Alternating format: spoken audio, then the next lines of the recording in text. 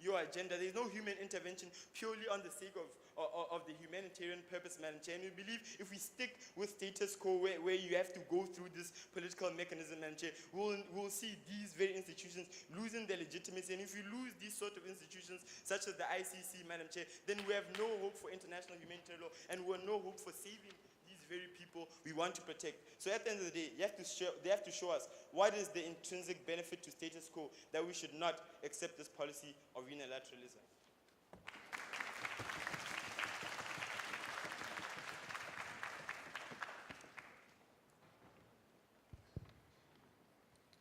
Thank you. Let's invite the Deputy Leader of Opposition.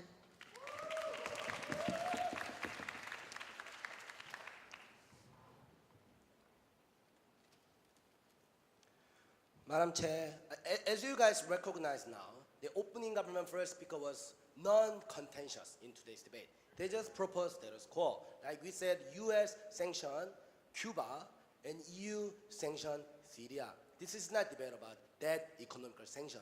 This debate must be about military intervention. But like we said, even if that is true, I think there's a poor position, right? Because economic sanction can be easily weakened. Other countries trade with you. Like the Iran case, China and Russia. Like the case of Myanmar, like Korea and China is backing up their countries. That is why economic sanction cannot solve any problems. I think this is the problem. But I think second speaker trying to engage with us military intervention. That is what I can say about the military intervention, right? The only harm second speaker talked about was it takes too much time. But we say it is good thing because arbitrary line, so taking short time, making bad ideas. I asked them a POI, Syria, China, and Russia. There is no obvious line. Like my first speaker clearly said, if there's obvious humanitarian crisis, you can get consensus. Like a NATO go to Libya.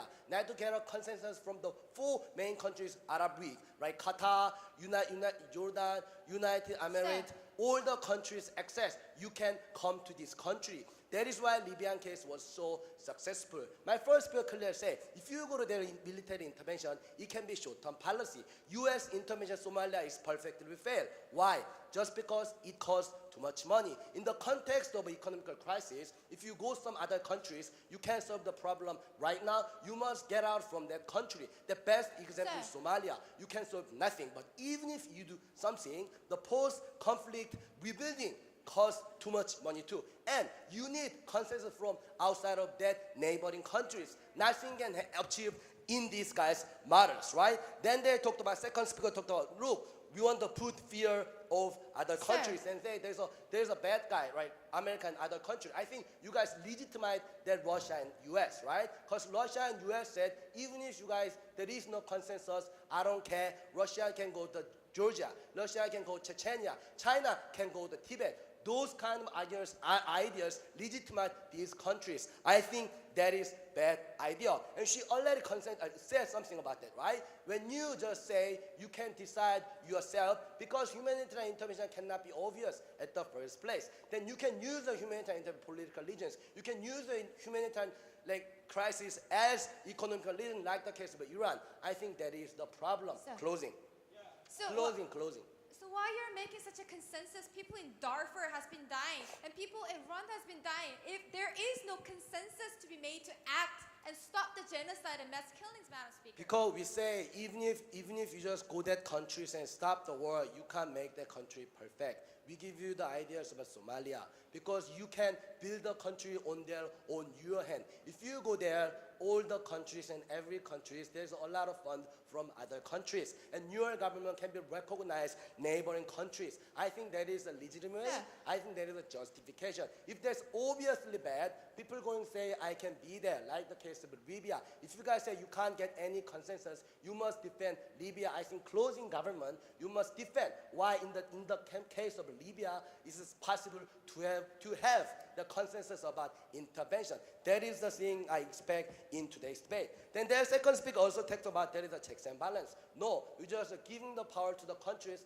decide themselves. Nobody say your action is bad because motion itself said you can go there by your decision. And he also talked about it gives and power to the international consensus. No, international law and intervention is powerful in terms of when all the country agreed because it erase all the argument against that humanitarian intervention. Because you just go other countries, decide by yourself, that dictator have a lot of argument. This is Western invasion. This is just killing my people. This is just killing my tribes. Those kind of argument is backed up by you guys.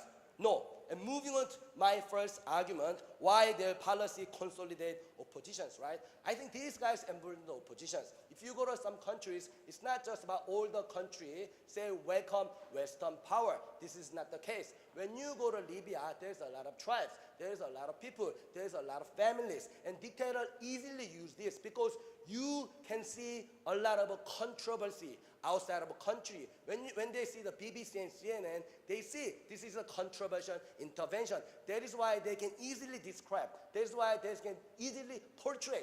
This is just the killing my people. That is why your policy cannot solve the problem. Then your policy come back against Somalia. You don't solve the problem, you just ruin the countries and living a non-government crisis like the case of Somalia. I think that is the problem. Next argument, undermine international intervention. Like I say, international consensus is really important, right? Because all the people say, you are bad guy, that is why I want to go there, save your people. This must be a precondition of all the intervention because this is the big issue. The country's national sovereignty is the big issue. This is not just you go to like the supermarket and buying the snack. This is about you just analyze, you talk to the people, you announce the people. This government dictator making a bet. That is why your sovereignty cannot be saved in today's debate. These kind of ideas must have a social consensus and international consensus. But these guys undermining international consensus like the UN, because UN does not have a power anymore. Even if one country using bad ideas, UN cannot say you must stop. UN cannot deter this movement. UN is nothing right now. And after that, even if there is a consensus, they try humanitarian intervention. Dictators can use the argument. Look, other countries, US just go there stealing their oil. UN is nothing. They don't have any power. When my neighboring country tortured, tear apart, attacked by other country, UN doing nothing. That is why all your argument undermine one big entity, UN, in really, really bad way. I think that is the problems of government team. I strongly expect closing government will engage with our point. Madam Chair, what have I told you today? This is not just about snacks and going to the supermarket. This must be about hard choices. This must be about difficult decisions, right? When you have a difficult decision, you must have a general consensus. There's arbitrary line. I can go that countries, I can attack that countries, ruin that countries. It is countervailing, like the case of Somalia. No engagement whatsoever. We believe your policy undermine everything. You believe the country intervene is going to be ruined. That is why I'm strongly opposed to this motion.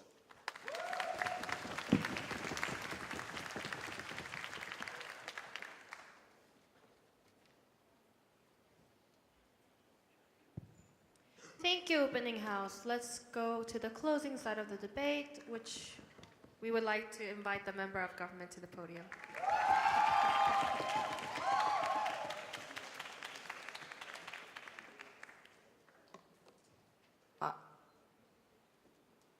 Madam Speaker, I want to applaud CAU1 for being the only first Jungang team to come to the grand finals in NEAO. Unfortunately, they were unable to provide us a good case for the CG to deal with because they have a very confused stance about humanitarian intervention, ladies and gentlemen. On one hand, they said, look at Libya, there was an international consensus, so we can reach that. And on the other hand, they say, no, look at Libya, it's a very controversial intervention. And then they tell us, well, United Nations Security Council is a really good place where consensus is made. And then B, he ends with, United Nations has no power, remember, ladies and gentlemen. So again, we have a very confused opening opposition that doesn't quite understand what kind of crises are happening in the world today and how international organizations or regional blocs have been unable to stop such horrendous events from taking place. The closing government believes that ultimately we should have if we do have willing and capable parties, willing and capable to engage to stop people from being dead, from stopping people from being persecuted, we should absolutely grant them the right under the mechanism of international law. So as the closing government, our extension will be elaboration upon why humanitarian crises is an urgent issue that when a willing, capable party exists, should be granted the rights. Furthermore, we're going to talk about what kind of willing powers exist and what kind of history we've had with humanitarian interventions, and furthermore about the impact of this policy. So let's go to rebuttals one by one. They tell us, number one, look at US and Somalia, that you can't really change anything and you're not really doing anything. Number one, we think it's absolutely foolish to say that you're not changing anything in Somalia. We believe that when you see Somalian pirates decreasing in number, when you see a bit of stability, we're not saying Somalia is a perfect place, but when we see stability getting achieved gradually through intervention of other states in Somalia, we think that success is on their way. Furthermore, they tell us, people can't, answering to Mingyong's POI, well, you can't solve it anyway. So what exactly is CAU trying to promote to us, saying that, well, humanitarian crises are A, not really worth solving, or B, you can't do it, therefore let's not do anything about it, because after all, Africa is a very far place. We think it's really irresponsible for the opening opposition to simply deny this urgency, and I'll go on to that later. But furthermore, they talk about consensus. Now, they really seem to like the word consensus. Number one, international consensus. I think the opening government did a pretty good job explaining why international mechanisms within the Security Council can't reach that international consensus due to political reasons. And then they tell us domestic consensus. Wait until the Tutsis and Hutus agree to not hate each other, and we'll let them solve it. That's what happened in Rwanda when 6,000 or 8,000 people died per day by their very own government. So we think it's really foolish, again, and naive to have a domestic consensus reached for a solution. Closing. In the case of lack of intervention, you see that Rwanda right now actually is able to develop in a way that these people got tired of fighting, and now they actually want peace by themselves. My goodness, in the grand final, somebody telling us, oh, they got tired of killing like millions and millions of people, so let's wait until millions and millions are dead, therefore peace will come.